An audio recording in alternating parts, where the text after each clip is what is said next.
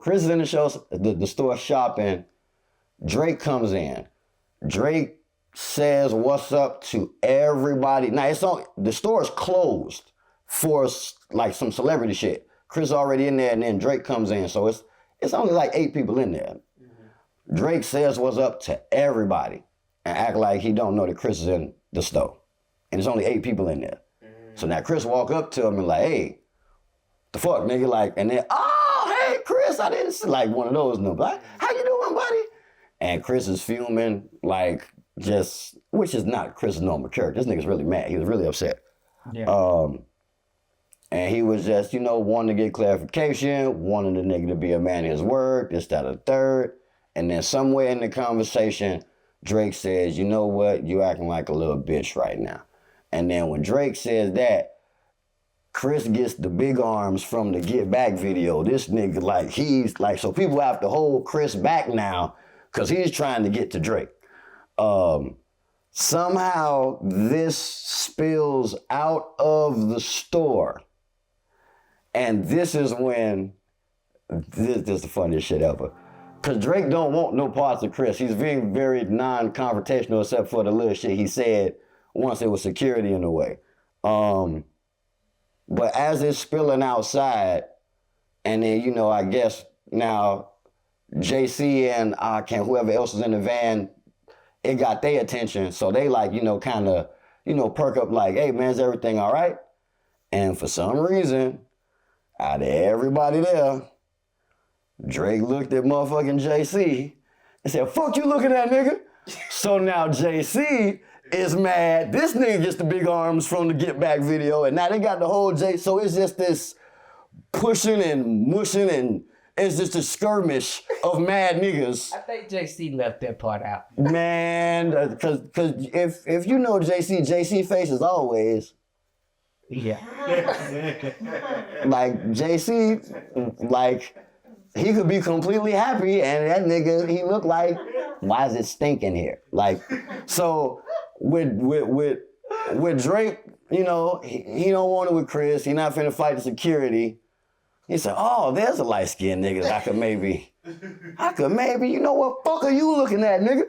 And JC like, what did I do? And now so it was just this mad push. No punches were thrown to my understanding, just, but that was the story the way I heard it. I immediately got a phone call like, yeah, goddamn it, get your bars ready, cause I'm finna, this nigga, I'm tired, and yeah, fuck this nigga disrespecting me, and I totally understand, I totally get it.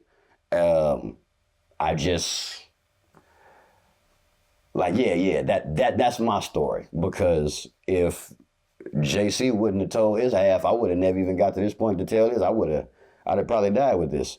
But yeah, no, it's an interesting time. It was an interesting battle that goes, like, because it wasn't a battle. They never, like... Lyrically, they didn't really go at it. Publicly, Drake made comments. Big Sean made comments. Chris put out a mixtape, but, that's what it was, because JC talked about that.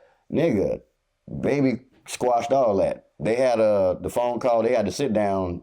They squashed all that immediately. So as much, disgust as you might have for another artist, it wasn't gonna get to the point of a Pusha T and a Drake, or a Drake and a Meek Mill. Yeah. Baby called a sit down, and they shut all that shit down immediately. So that's that. Man, that was good. Oh yeah, it was either that or talk about the time when the dude from South Park tried to sexually molest me in the hotel in LA the first time I went to the American Music Awards, but I ain't really want to get into that story. I figure I'd go with the Drake and Luda beef. That was much more conducive for today's OG conversation. Yeah. Things would get ready to take a turn. Oh yeah, I mean. Yeah. Hey man, Hollywood, what are you gonna do, right? Yeah. Except not do it, but Right. Apparently that's a thing out there. Oh. You want to elaborate a little bit, or? Well, since I'm here, look, first time in LA, American Music Awards, it's so much I did off the strength of Ludacris. I love that man dearly. He completely changed my life and provided me opportunities that I otherwise would not have had for myself. With that being said, I'm sharing a hotel room with Poon Daddy.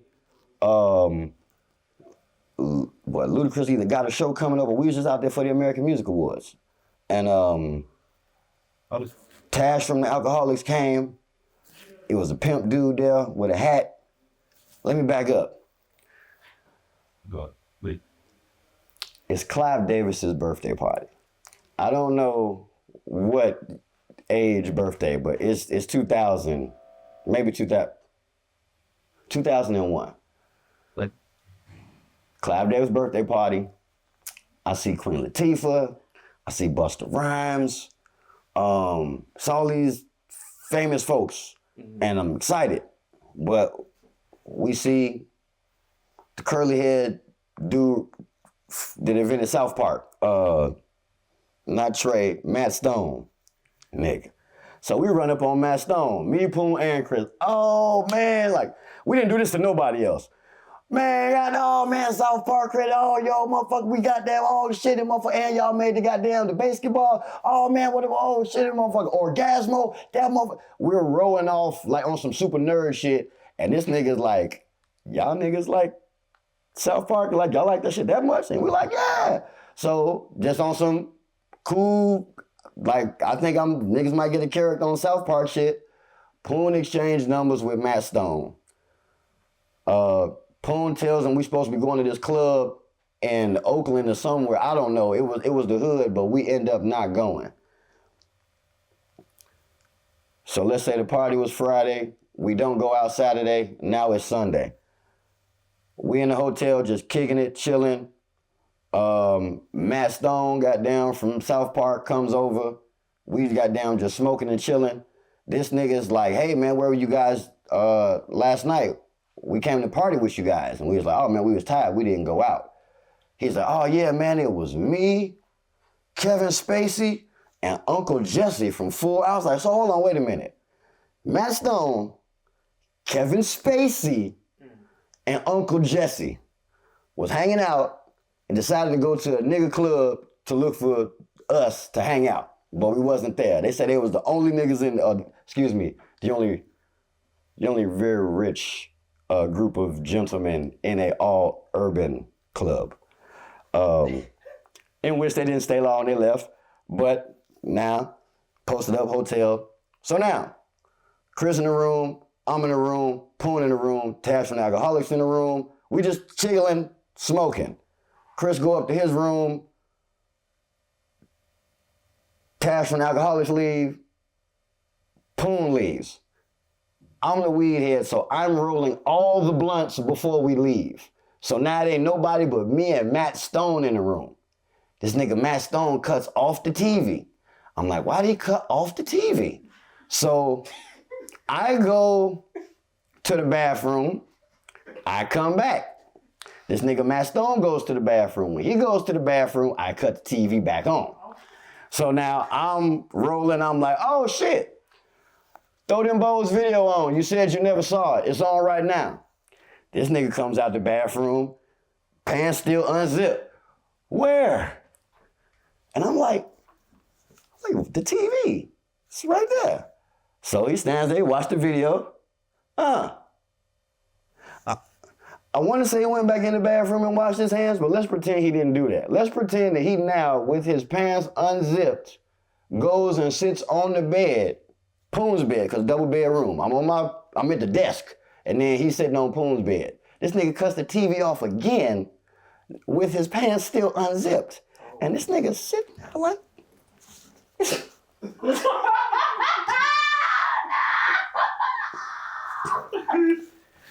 nigga, I gather all the weed products and I exit. I say, hey man, we're going to the lobby now. We're going to the lobby now. And I exit the room. That is my South Park story. First time in LA. Yeah. All right. You heard it here first. OG. Story time with the OG. Story time with OGs. Talking about it's not a game out here. You got to have your integrity. You got to know who you is, because if you don't, Salute. Yeah. You No, real talk. Real talk. somebody of lesser stature would have Yeah. sacrificed their booty hole for a South Park character, and I For sure. was not inclined to do so. For sure. For sure. No, that's real. It's salute. Salute to you for being a real. So real quick, I was thinking back because I know you were helping Luda right, and we gonna get off of it after this. I never helped Luda write. Oh, you did? Okay. Luda is a straight A student. Okay. He's a straight A student. He studies like most great artists. Okay. Like Drake is a student also. Okay. Most students are gonna put the effort, gonna put the work in. They're gonna do their homework. Absolutely. And when they show up to take the test, they're gonna get an A. Absolutely. Chris is a straight A student. Absolutely. So I never wrote for Chris. I've never helped Chris write. He's never asked me. I think that it was one thing that he liked that I wrote, and he was like, "Hey, let me get that." But it was never a, "Hey, I need to do this. Can you help me?" Something or another. Copy that. So Okay. I want to remove that from the you dig. But you know, at the same time, if you see me get the new Deion Sanders and you say, "Oh, what's on that shoe?" Where you get it from? Yeah. North Riverside. Hmm. And then the next day he got him on. Right. I know what it is. I did. I see what you say. Okay, so yeah, that was gonna be my and I'm glad, thank you for clarifying. I thought I had heard you help him write one of the diss records that he had with T.I. Ooh, you son of a bitch. So no. It's just little shit that I was OG with story time. Yeah. So I was working with DJ Scorpio. DJ Scorpio's cool with everybody. So he got us at Grand Hustle Studios before Drama bought it, and it got raided by the feds or whatever. So we off Peter Street. Oh, okay. And Mac Boney's my guy. And Big Country's in there. Mm-hmm. These niggas play Young Buck's record with T.I.'s verse on it. As soon as I heard that nigga say Ludacris, I got on the phone. I said, "Excuse me." I went right outside. I said, "Hey, Chris, these niggas in here, goddamn, hey, this nigga T.I. just said your name in his record." And Chris like, "What? Word? For real? Okay, bet." And then some, whatever happened. But when the story get told by him, he say that Young Buck's people reached out to him to get him on the record. And I'm like, that's cool, but really you need to tell niggas that if I didn't like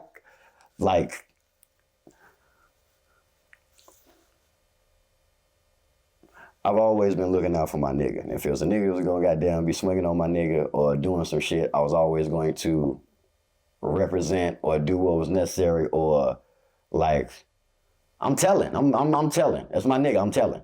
Yeah. So it's always whatever sacrifices need to be made for the home team, we was gonna make them sacrifices for the home team.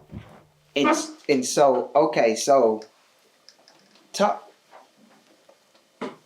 a little bit about that whole, because that was an iconic beef, or whatever you want to call it. Them two going back, that was... It was bullshit. The whole beef was some bullshit that only makes sense in the grand scheme of, like, Italian gangster movie shit. Like, yeah. When I first moved down here, I-20 called himself the King of the South. And there was another nigga down here named T.I.P. who called himself the King of the South. So one day I'm doing telemarketing, listening to the radio, and Emperor Cersei gets I-20 and T.I.P. on the phone because both these niggas say that they the King of the South. Both these niggas rap on the phone. T.I. ends up winning when, they always ask the callers, call up and who you like the most. T.I., King of the South, sound like a country nigga. It was a country nigga. 20 was good, but he just wasn't, he wasn't, Yeah. If you Atlanta back in there, you had to goddamn shout and you had to sound like Atlanta to be Atlanta. It wasn't what it is now, to where you can say you Atlanta like you don't sound like you're from Atlanta. So the initial beef started with I-20 and T.I. To me.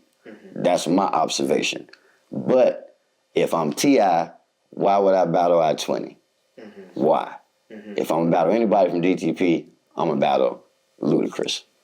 And then I'll just leave it at that. Yeah. Chris, Atlanta nigga, he graduated Banneker, but you know, it's other niggas who was Atlanta niggas longer than Chris technically. So when Chris say he Atlanta nigga, he the most successful, other Atlanta niggas who looking to be in that position might be a little, you know, I don't want to say jealous, but, you know, feel like it's an inappropriate title, or, you know, Shawty might be on, but he still ain't real Atlanta. So we need to put real Atlanta on. But at the same time, ain't no sense of battling no flunky. I'm going to battle the king. I'm going to battle the top dog. So that is where ultimately that hit that pressure point to where that pipe bust. To me, in my observations, as an insider, outsider looking in. For sure. Okay, so let's fast forward a little bit to, again, your personal music, your personal albums, and stuff like that. How was the process, and what was the journey like, creating and doing your albums and stuff like that? Oh, absolutely. I love hip hop. Like it almost sounds like it's something wrong with it, the way I say it now. Because when you really analyze it and break it down, you know, it ain't been it's goods and bads to everything. It's pros and cons. So hip hop got its cons, but its pros is what, you know, helped shape my life, shape my direction. And, you know, I would say I owe my life to the pros of hip hop. Fuck it, even the cons. But I've always just,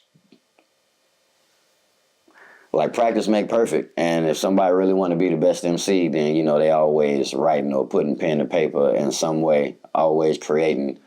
And it's a plethora of ways to create in the music industry today, but like wordplay, lyricism, like that's always what I'll go for. But then to incorporate more song structure, more melodies, harmonies, more complex cadences, chord progression.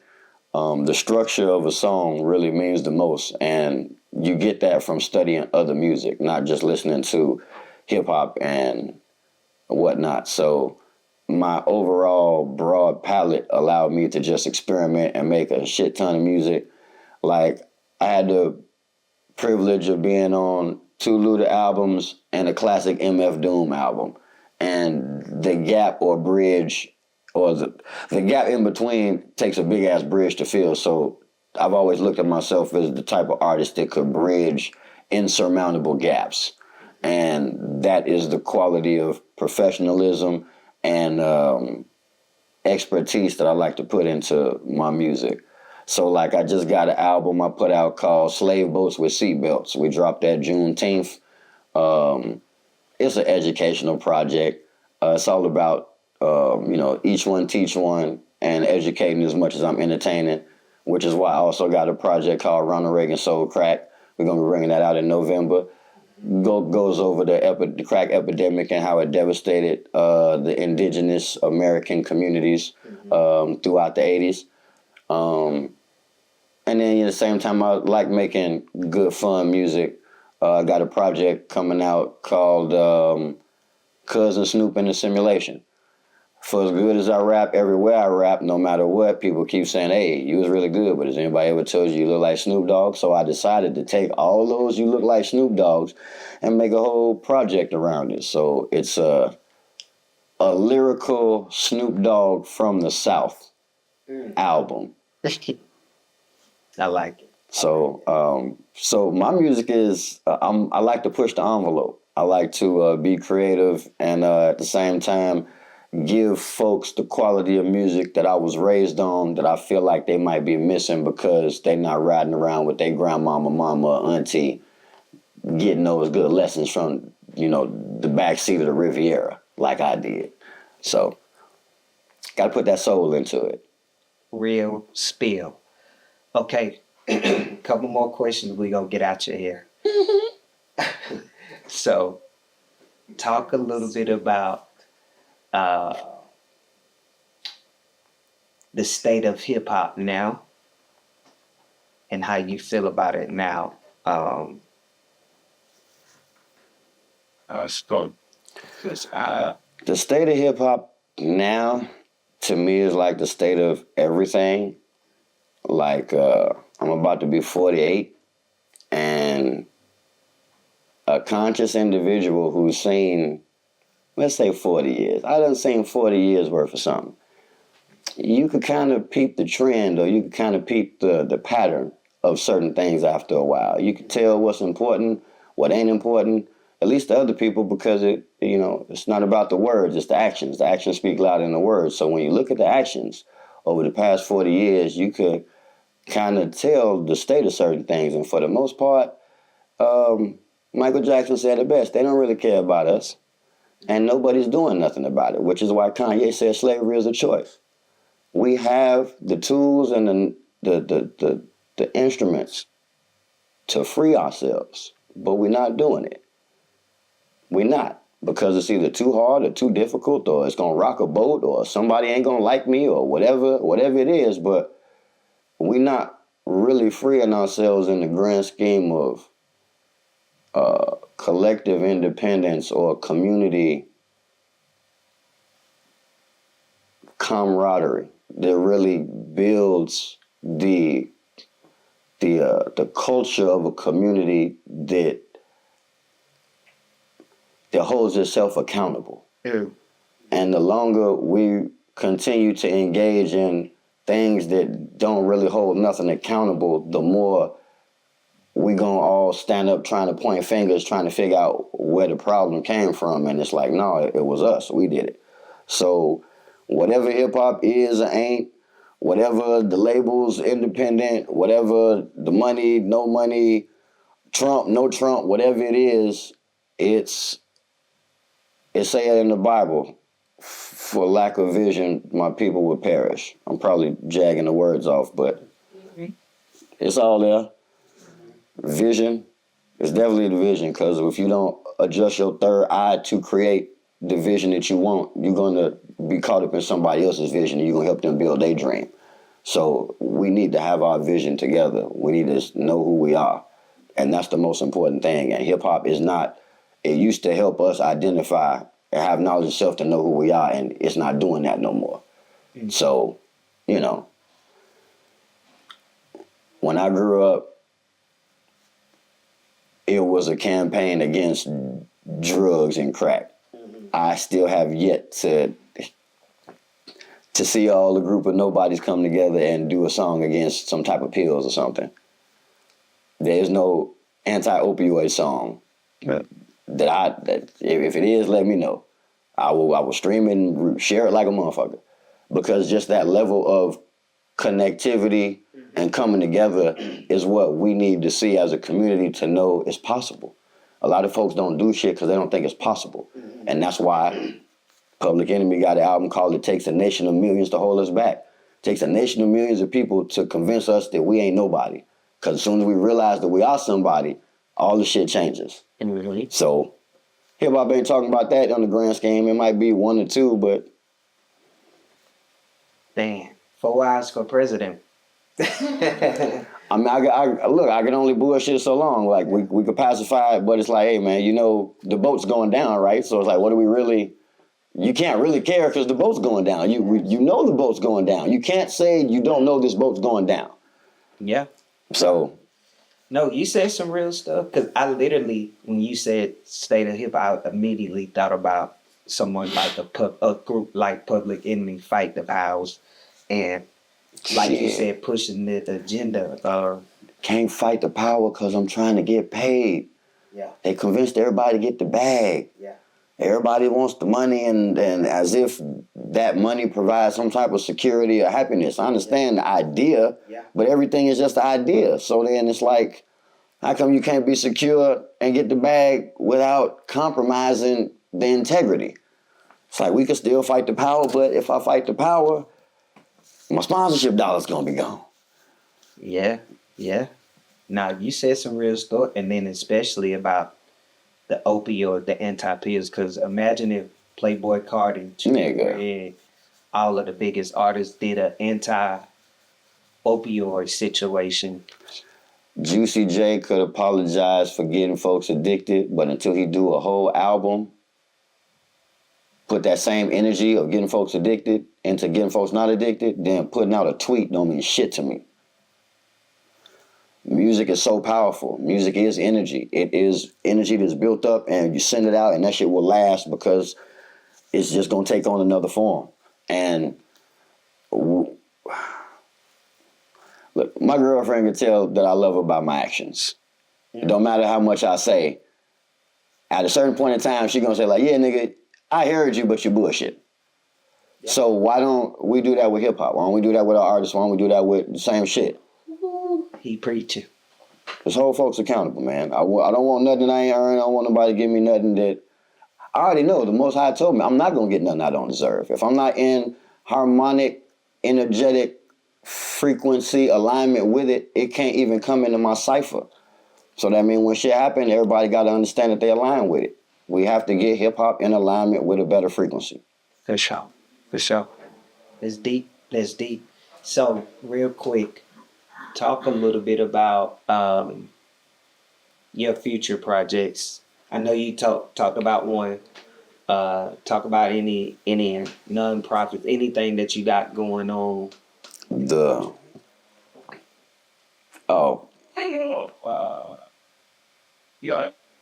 I'm an instrument.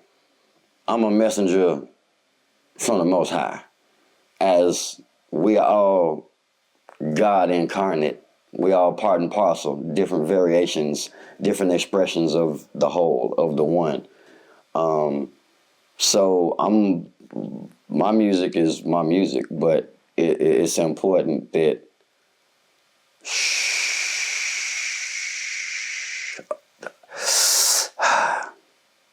knowledge of self, man.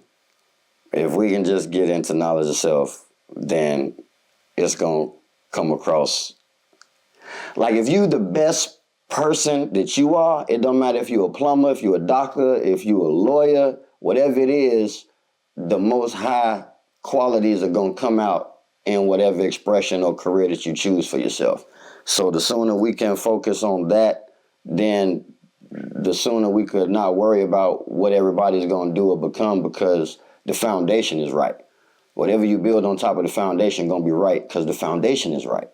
So we got to get back to foundational shit. And the foundation of the music needs to be,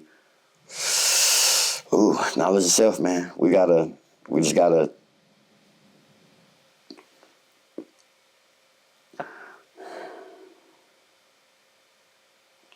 We have to love one another. It sounds gay, but it's true. We have to love one another. It's cliche and all no, but that's why certain things they made, that's cliche. No, because that's the way. They want you to not pay attention to the most simplistic form of essential life instructions. It's simple. And that's so simple that people don't pay attention to it and get away from it. But ultimately, love and consideration. I do not think that answered your question, but in the deep subconscious recesses of my mind, I felt like this was more important than whatever answer I was going to give to your question. You did. That was it. That's good. Really good. Okay.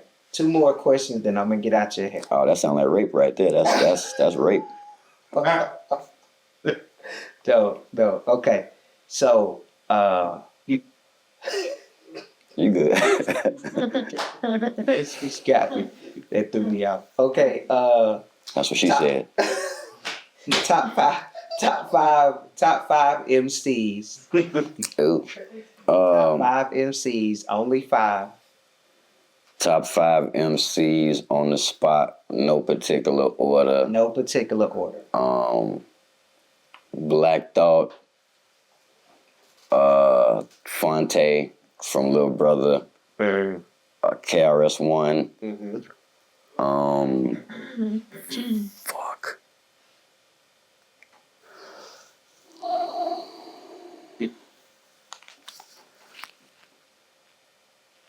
It's so racist because I hate just saying the same names. It's like I be trying to change them.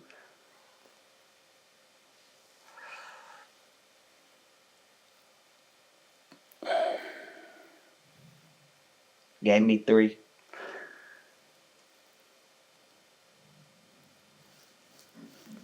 Cause it's You could do 3. I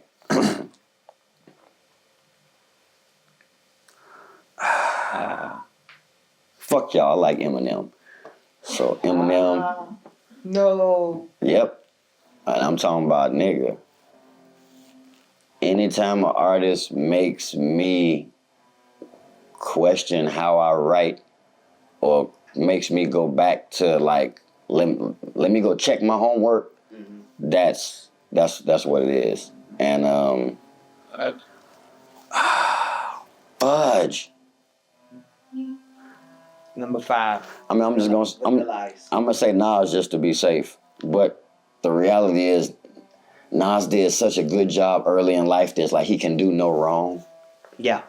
Like, nigga, you could take all 3 King's diseases, and it's still like we're still working off what he did on Illmatic and It Was Written, and like we're still. It don't matter whatever credit we give him for that body of work. Yeah. It's still because in the back of my mind I know he did this, and that's where I'm trying to take that out of my equation when I'm coming up with my like, who do I like right now? Yeah. Yeah. It's like, well, he killed the nigga a long ass time ago, so I'm still finna. Yeah. Just because you killed that nigga a long ass time ago, you always gonna be top 10. Like, For sure. like Buster Douglas knocked out Mike Tyson, but he's not the top boxer, and nobody's saying Buster Douglas. For sure. When it's naming them your top 50 boxers, Buster Douglas is not finna come up. But what he do? He knocked out Mike Tyson. Yeah. So if somebody say, hey man, Buster Douglas, I would have to be, you know what? He knocked out Mike. All you gotta do is be great once. You gotta be great once. Said that. No, that's really good. That's real good. Okay. Music is life. Music is a vibration. Music is a frequency. Music is in the Bible. In the beginning was the word. Word is a vibration, is a frequency. So in the beginning was music. Right. God is a producer. That's why your heart beat. When the beat stop playing in your heart, when your music shut off, you die. Or at least you transition to another form of existence. So music is life. Music is the pulse of this plane. Music is the most important. That was deep. 4 hours for president, man. Look, real quick. Anything you want to tell the people? This has been amazing. Anything, and you could go however long. I'm gonna just wait till you start. I thought this is just part 1. Oh yeah. We're gonna have to do more parts if you cool with it. I'm all good with the parts. Yeah. I'm all good with the parts. Yeah. My message is always my daily affirmation and prayer.